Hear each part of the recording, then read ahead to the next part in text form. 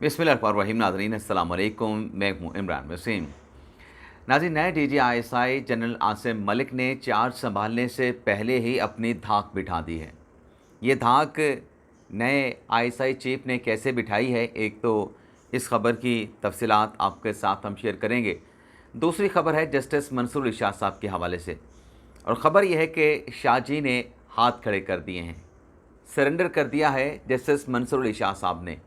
और मंसूर अली शाह साहब के इस फ़ैसले से जो उनके तर्जुमान लगे हुए थे या उनके तर्जुमान बने हुए थे, सो कॉल्ड जो तर्जुमान थे, उनकी बोलती बंद होकर रह गई है। इस पर भी आप नाज़रीन के साथ तफसीलात आगे चल के शेयर करेंगे।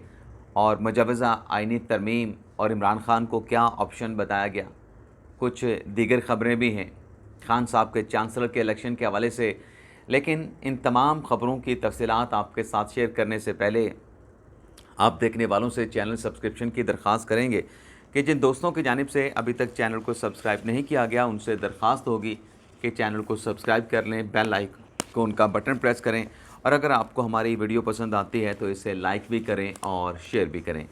तो मॉर्निंग प्रोग्राम के पहले सेगमेंट में आज जिन अहम मुकदमात की समाअत होने जा रही है, मुख्तसर सी 1 मिनट में उनकी डिटेल आपके साथ शेयर करते हैं।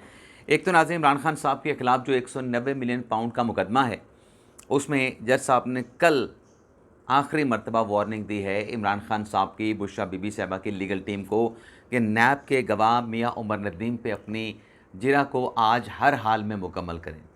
यह हर हाल वाली बात जो है वो जज साहब ने पहली मरतबा कही, लेकिन इससे पहले भी आखिरी वार्निंग दी जाती रही। लेकिन लीगल टीम, कभी एक वकील नहीं होता था, कभी दूसरा वकील दस्तयाब नहीं होता था। तो ये पिछली 23 समातों से नैब के आखिरी गवाह पे जिरा मुकम्मल नहीं हो सकी। तो आज 24वीं समात है और जज साहब की आखिरी वार्निंग है कि हर हाल में जिरा मुकम्मल करें। तो देखते हैं इस केस में क्या होता है। इसके अलावा भी 190 मिलियन पाउंड केस के हवाले से एक और भी खबर है, जिसकी डिटेल आगे चल के आपके साथ हम शेयर करेंगे। ज़रताज गुल साहिबा ने जो नाम ECL से एक्सक्लूजन के लिए जो रुजू किया था इस्लामाबाद हाई कोर्ट से, उस दरख्वास्त पर भी समाअत होना है।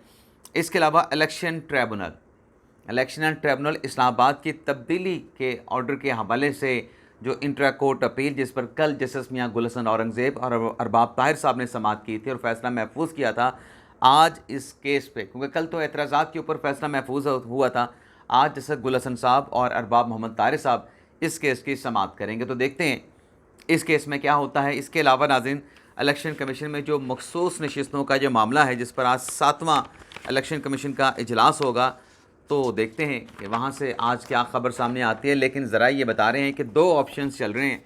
एक तो ये है कि नए कानून की रोशनी में इलेक्शन कमीशन फ़ैसला कर दे, और दूसरा ये है कि दोबारा से सुप्रीम कोर्ट से रजू कर लिया जाए। और जहाँ तक नाज़रीन सुप्रीम कोर्ट से दोबारा रजू करने की बात है, तो उसमें अब ज़ाहिर सी बात है कि तफसीली फ़ैसला तो आ चुका है। तफसीली फ़ैसला जारी होने के बाद अब दोबारा कोई मुतफ़र्रिक़ दरख्वास्त दायर करने का जवाज़ बनता नहीं है। अलबत्ता ये ज़रूर हो सकता है कि जो तफसीली फ़ैसला सुप्रीम कोर्ट ने जारी किया है, उस तफसीली फ़ैसले से पहले जो इलेक्शन कमीशन ने नज़रसानी की दरख्वास्त दायर कर रखी है कि ये फ़ैसला सुप्रीम कोर्ट का दुरुस्त नहीं है। और अब तो जब तफसीली फ़ैसला आया, इलेक्शन कमीशन ने मज़ीद उसके ऊपर अपने तहफ़्फ़ुज़ात का इज़हार कर दिया है कि इलेक्शन कमीशन को बिल्कुल नाकारा कर दिया है। इलेक्शन कमीशन पे सुप्रीम कोर्ट टेक ओवर कर ले, अपनी ब्रांच बना ले। ज़रा ऐसी ख़बरें भी सामने आई कि ये किस किस्म का फ़ैसला दे दिया गया है कि इलेक्शन कमीशन के अख्तियारात को ही ख़त्म करके रख दिया गया है। इलेक्शन कमीशन में PTI का इंट्रा पार्टी इलेक्शन का मुकदमा ज़ेर समाअत है। आपने सुप्रीम कोर्ट में एक और मुकदमे में बैठ के उसका केस ही इंट्रा पार्टी का आपने डिसाइड कर दिया है। तो हम यहाँ पे बैठने का हमारा क्या मकसद है। लेकिन बहरहाल जो इजलास में अब तक 2 ऑप्शन सामने आए, उसमें एक तो ये है कि नए तरमीम के मुताबिक इलेक्शन कमीशन अपना फ़ैसला करे। दूसरा ये है कि इलेक्शन कमीशन जो पहले से नज़रसानी की दरख्वास्त दायर की जा चुकी है, अब इस तफसीली फ़ैसले के बाद जो नई रीज़निंग बनती हैं, नए ग्राउंड्स बनते हैं नज़रसानी के, वो सुप्रीम कोर्ट में जमा करवाए जाएँ। तो आज इजलास है, लगता है कि आज कोई ना कोई फ़ैसला इलेक्शन कमीशन आज मखसूस नशिस्तों के हवाले से कर लेगा। लेकिन आज मखसूस नशिस्तों के मामले पे जो अब ज़ाहिर सी बात है कि आइनी तरमीम भी हुकूमत करना चाहती है, हुकूमती मिनिस्टर के आपके बयानात मौजूद हैं, पीपल्स पार्टी के रहनुमाओं के बयानात मौजूद हैं, वकला बरादरी के बयानात मौजूद हैं। कि अब सुप्रीम कोर्ट ने आइन पे कब्ज़ा करके उसको रीराइट करना शुरू कर दिया है। ये हुकूमती मिनिस्टर, हुकूमती रहनुमा, इत्तेहादी जो हैं हुकूमत के, वो कह रहे हैं और वकला बरादरी से ऐसी आवाज़ें आ रही हैं। तो जो मुजवज़ा तरमीम जिस पर कल बिलावल भुट्टो ज़रदारी साहब ने भी बात की, उस पर नाज़रीन एक तो ये है कि मुशावरत जो है वो पीपल्स पार्टी और मौलाना फजल रहमान की जमात के माबैन जो है वो काफ़ी आगे बढ़ चुकी है और इतलात ये आ रही हैं कि इजलास बुलाने के लिए दोनों ऐवानों का, कौमी असम्बली का और सेनेट का इजलास बुलाने के लिए राय मांगी गई है। और जो सेक्रेटेरिएट है पार्लियामेंट का, उसकी तरफ से ये राय दी गई है कि मतलब जो लीगल विंग है कि अक्टूबर के आगाज़ में आप जो है वो इजलास बुला सकते हैं अगर नंबर आपके पूरे हो जाते हैं और मामला तय हो जाते हैं। लेकिन दावा वही है कि हर हाल में आइनी तरमीम को अब की मर्तबा तो पार्लियामेंट में इंट्रोड्यूस और पास भी करवाना है। लेकिन आज ये जो आइनी तरमीम का मामला है, अब उस पर बहुत ज़्यादा बातें होती हैं, उस पर बहुत सारे दावे भी किए जाते हैं। तो मामला नाज़रीन ये है कि मंसूर अली शाह साहब, अच्छा मंसूर अली शाह साहब की ख़बर पे आने से पहले जो एक बात जो ऑप्शन इमरान खान साहब को दिया शहबाज शरीफ साहब के मुशीर राना सनाउल्लाह साहब ने, वो बात कर रहे थे इसी मखसूस नशिस्तों के फ़ैसले पे कि ये आइनी फ़ैसला तो है नहीं, इसमें तो कॉन्स्टिट्यूशन को रीराइट किया गया है। इरफान सदीकी ने भी यही बात की कि सुप्रीम कोर्ट आइन को देखे या गैर आइनी सुप्रीम कोर्ट के फ़ैसले को देखे। लेकिन इसमें उनकी तरफ से कहा गया, राना सनाउल्लाह साहब की तरफ से, कि अगर हम आइनी तरमीम जो करने जा रहे हैं उस तरमीम के तहत अगर जस्टिस मंसूर अली शाह, क्योंकि आइनी अदालत के जो जज लगने हैं वो 3 नामों के पैनल से लगने हैं, ये राना सना साहब कह रहे हैं, तो क्या इमरान खान साहब को इस बात पे एतराज़ तो नहीं होगा अगर हम जस्टिस मंसूर अली शाह को आइनी अदालत में ले जाएं? तो ये एक ऑप्शन दिया है, एक बात की है राना साहब ने कि क्या ले जाएं फिर मंसूर अली शाह साहब को आइनी अदालत में। खान साहब उस पर एतराज़ तो फिर नहीं करेंगे, लेकिन खान साहब को वो जो लोग कहते हैं ना कि अपनी पुट का गोश्त भी निकाल के खिला दें, वो एक मिसाल के तौर पे कहते हैं, खान साहब किसी बात पे राज़ी नहीं होंगे।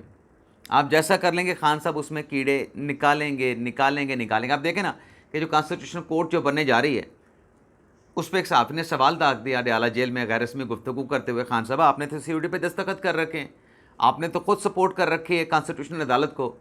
खान साहब ने कहा कि जी वो वक्त की बात है, उस वक्त किए थे, अब मैं नहीं मानता। तो ये तो खान साहब का है ना कि आप जब मर्ज़ी चाहे निकल जाएं, 35 पंचर का इल्ज़ाम लगा दें, और जब 35 पंचर का इल्ज़ाम इंक्वायरी कमीशन में साबित ना हो तो आप ये कह दें कि वो तो मेरा सियासी स्टेटमेंट था। अभी ये फार्म 45, 47 का जो रफ्फा डाला हुआ है, मेरे ख्याल से ये बहुत सारी ऐसी चीज़ें जैसे बताई जा रही हैं, मेजॉरिटी में ऐसे नहीं हैं। ये ट्रिब्यूनल जब चलेंगे, जब बनेंगे, तो मेरे ख्याल से काफ़ी चीज़ें वाज़ेह हो जाएंगी कि ये सारा ड्रामा किया क्या गया, ये बयानिया क्यों बनाया गया, किसके कहने पे बनाया गया। एक वो है ना बंदा हाथ में आया हुआ, तो वो बहुत कुछ बताएगा, वो तोता बहुत कुछ बताएगा। अब आ जाते हैं नाज़रीन, ये जस्टिस मंसूर अली शाह साहब वाली जो ख़बर है, क्योंकि अब अदालती मामला की बात हो रही तो शाह जी वाली ख़बर भी आपके साथ शेयर कर लें। ऐसे पिछले दिनों जो बात हुई कि सुप्रीम कोर्ट के जजेस की तादाद बढ़ाते हैं, उस पर वावेला किया गया, उस पर प्रोपोगेट किया गया कि ये जी उसमें इम्बैलेंस करना चाहते हैं, अपनी मेजॉरिटी सुप्रीम कोर्ट में जजेस की लाना चाहते हैं। ये जजेस की तादाद बढ़ाने का मकसद ये नहीं है कि जो ज़ेर इल्तवा मुकदमात हैं उनकी तादाद को नीचे लाना है, बल्कि ये हुकूमत अपने हम ख्याल जज जो है वो भर्ती करना चाहती है। कोर्ट पैकिंग की बात की गई, और जितने भी बड़े बड़े दावेदारों ने की, वो कह रहे थे कि आज आइन कानून बन जाएगा, 1 हफ्ते में काजी फायसा जो है वो जज भी लगा देगा, जज भी नए लगा देगा 6 के 6। वो 6 जज कहाँ पे लगे हैं अभी तक? वो कानून कहाँ पे बना है जो प्रोपोगंडा करते रहे, बड़े बड़े दावे के साथ कहते रहे? उनसे कोई पूछे ना जाके भाई आपने तो ये दावा कर दिया था कि ये हो जाएगा, ये हुआ तो नहीं। लेकिन बहरहाल ये जो मुकदमात की बात होती रही कि मुकदमात जो है वो सुप्रीम कोर्ट के 60,000 पे पहुँच चुके हैं। 60 लाख मुकदमात, अपना 24 लाख मुकदमात टोटल ज़ेर इल्तवा पाकिस्तान की अदालतों में हो चुके हैं। इस भूत से आपने निजात कैसे हासिल करनी है? ये इतने बड़े बोझ को आपने अपने सर से उतारना कैसे है? तो उसका एक तरीका ये बताया गया कि जजेस की तादाद बढ़ा दी जाए। लेकिन जो तर्जुमान बने हुए थे, क्योंकि वो चीज़ें तो 2 चल रही थी कि नहीं, मंसूर अली शाह साहब का रास्ता रोकना चाहते हैं और काजी साहब को तौसीह देना चाहते हैं, इसलिए जज की तादाद बढ़ाई जा रही है। तो वो तर्जुमानी आने वाले चीफ जस्टिस सीनियर कुनी जज की कर रहे थे, खुद साख्ता तर्जुमान बने हुए थे कि आप जो है वो केस मैनेजमेंट ठीक कर लें, ये ज़ेर इल्तवा मुकदमात का बोझ उतर जाएगा। आप जी ऐसा करें जी, जहाँ 10 केस जजेस सुनते हैं वहाँ पे 20 सुन लें, क्या हो जाएगा। वो इस तरह की बातें, बल्कि यहाँ तक भी दावे किए गए कि 15,000 20,000 तो ऐसे केसेस हैं जो चुटकी बजा के जो है वो डिस्पोज ऑफ किए जा सकते हैं, उन पे फैसले हो सकते हैं। लेकिन कल शाह साहब एक वर्कशॉप में ख़िताब करने के लिए गए, वहाँ पे जो शाह साहब ने बात की, मंसूर अली शाह साहब ने, उस बात ने तमाम नाम नहाद खुद साख्ता तर्जमानों की एक तरीके से उनको लाजवाब कर दिया। शाह साहब ने कहा कि ये जो 24 लाख मुकदमात हैं, हम इसको नहीं निपटा सकते। जो पाकिस्तान की अदालतों में 24 लाख मुकदमात पड़े हैं, इनको हम नहीं मिटा सकते। और तादाद बढ़ने के हवाले से कि ये तादाद जो बढ़ती चली जा रही है, इस हवाले से शाह जी ने कहा कि हम कानूनी चाराजोई वाला मुआशरा है, यानी जहाँ पे हर शख्स जो है वो मुकदमाबाजी में चल निकलता है, हर शख्स जो है वो जाके अदालत में सूट फाइल कर देता है। ये हमारे मुआशरे की टेंडेंसी है। तो हम जो है इन 24 लाख मुकदमात का बोझ अपने सर से नहीं उतार सकते, इसके लिए हमें ADR की तरफ जाना होगा। अब ADR क्या है? आल्टरनेट डिस्प्यूट रेजोल्यूशन, सालसी का निज़ाम इंसाफ, उस तरफ जाना होगा, सेंटर बनाने होंगे, जल्द इंसाफ मिलेगा। इस अदालती निज़ाम से ख़ुद मंसूर अली शाह साहब मान रहे हैं कि ये 24 लाख मुकदमे हम नहीं ख़त्म कर सकते, इनको नहीं सुन सकते, अदालती निज़ाम में इतनी कैपेसिटी नहीं है, हमें ADR को प्रमोट करना होगा, ADR की तरफ जाना होगा। लेकिन नाज़रीन, अगर ADR की तरफ चले भी जाएं, उसके लिए भी तो वो कहते हैं ना कि नीयतें भी ठीक होनी चाहिए। अगर तो अदालती निज़ाम भी सही तरीके से चलता माजी से लेके, तो आज ये चीज़ें ना हो रही होती। ADR की तरफ नहीं जाना पड़ता। लेकिन ADR की तरफ अगर आपने जाना है तो फिर नीयतों को भी ठीक रखना पड़ेगा। नीयतें ठीक ना हुई तो तब भी कोई फ़ायदा नहीं होगा। इसके अलावा नाज़रीन, इमरान खान साहब का जो चांसलर का इलेक्शन है, उस पर नून लीग के रहनुमा खुर्रम भट्ट साहब, जिन्होंने पहले एक दरख्वास्त ऑक्सफोर्ड की इंतज़ामिया को दी थी कि खान साहब तो बला बला बला, इनको इलेक्शन लड़ने की इजाज़त ना दी जाए, अब उन्होंने दोबारा से एक नई दरख्वास्त इमरान खान के चांसलर के उम्मीदवार के तौर पे इलेक्शन लड़ने के ख़िलाफ़ दायर कर दी है। और ये 18 सितंबर, आपको पता है कि आखिरी डेट थी नॉमिनेशन पेपर जमा करवाने की, और अक्टूबर के पहले हफ्ते में अब वो स्क्रूटनी होनी है उम्मीदवारों के फॉर्म्स की। तो खुर्रम भट्ट ने एक नई दरख्वास्त दायर की है, जिसमें उन्होंने ये कहा है कि इमरान खान साहब को चांसलर का इलेक्शन लड़ने की इजाज़त ना दी जाए।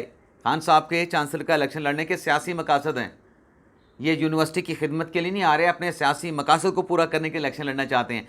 और उसमें जैसे कि मैंने पहले कहा कि आज 190 मिलियन पाउंड केस की समाअत होनी है, उस केस का भी अपनी दरख्वास्त में उन्होंने जिक्र किया और पंपलेट तकसीम की है। मुख्तलिफ कॉलेजेस में जाके जो एफिलेटेड हैं ऑक्सफोर्ड यूनिवर्सिटी के साथ या उससे जुड़े जहाँ पर वोटर मौजूद हैं, वहाँ पर जाके पंपलेट तकसीम किए कि जनाब इसके ऊपर तो बदवानी के इल्ज़ामात हैं, क्यों अपनी यूनिवर्सिटी की बदनामी चाहते हैं। ये खुर्रम भट्ट साहब लीगी रहनुमा हैं जो अब दोबारा चले गए हैं इस मामले पे। इसके अलावा नाज़रीन, नए DG ISI general Asim Malik साहब, जो 23 सितंबर को अपनी ज़िम्मेदारियों का चार्ज संभालेंगे, और एडजुटेंट जनरल थे, जो नाम चल रहे थे उसमें एक उनका नाम भी शामिल था, आसिम मलिक साहब का। और उनके जो वालिद साहब हैं वो साबिक कोर कमांडर रावलपिंडी रह चुके हैं। अब ज़ाहिर सी बात है कि एक तो तहरीक इंसाफ का था कि जी मौजूदा DG ISI और फलां DGC, उसके ऊपर इल्ज़ामात और पता नहीं मिस्टर X मिस्टर Y कौन सा इल्ज़ाम नहीं लगाया गया। लेकिन ये एक तब्दीली जो है, अब इसको तहरीक इंसाफ इसके ऊपर कोई कमेंट नहीं कर रही है, इमरान खान साहब भी कोई कमेंट नहीं कर रहे हैं। आज हो सकता है कि जब गुफ्तगू हो सहाफ़ियों की गैर रस्मी, तो इस पर हो सकता है खान साहब बात करें। लेकिन नए DG ISI ने नाज़रीन जो धाक बिठाई है कि जैसा कि हम पहले भी बात करते रहे कि पाकिस्तान की तारीख़ में पहली मरतबा ऐसे हुआ कि किसी DG ISI का कोर्ट मार्शल करने का फ़ैसला किया गया। जनरल फैज़ हमीद साहब का, ये पाकिस्तान की हिस्ट्री में कभी नहीं हुआ। जर्नीलों का हुआ लेकिन कभी साबिक DG ISI का नहीं हुआ, तो पहली मिसाल कायम हुई। अब नए DG ISI ने जो धाक बिठाई है वो ये है कि ये PhD डिग्री होल्डर हैं, डॉक्टर हैं, और डॉक्टरी मतलब PhD डिग्री इन्होंने हासिल की है ND यूनिवर्सिटी से, नेशनल डिफेंस यूनिवर्सिटी से, पाक अमेरिका ताल्लुकात पे। तो मतलब एक DG ISI तारीख़ में पहली मरतबा कोर्ट मार्शल की तरफ चला जाता है, और एक DG ISI तारीख़ में पहली मरतबा ऐसे आता है जिसके पास PhD की डिग्री है। तो ये नाज़रीन आज का हमारा व्लॉग, उम्मीद करते हैं कि आपको पसंद आया होगा। आपसे इजाज़त चाहते हैं। अल्लाह ताला हम सब का हामी नासिर हो। दुआ में याद रखिएगा। अल्लाह हाफ़िज़।